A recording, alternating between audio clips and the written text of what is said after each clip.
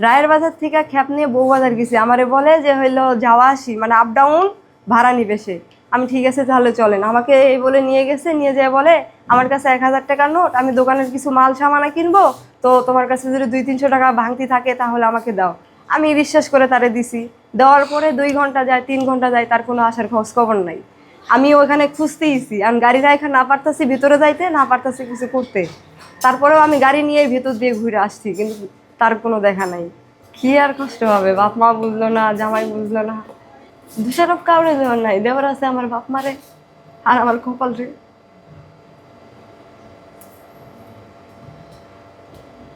আমি আর কি বলবো বলেন, এখানে বলার মতো আর কিছুই নাই। এখন কে কি রকম ওরা তো বোঝা যায় না, বোঝেন নাই।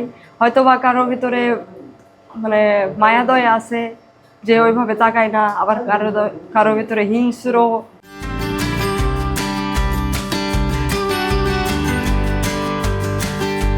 কি করবো, মেয়ে বড় হয়ে যাইতেছে, মেয়ের বিয়ে কিভাবে দিব।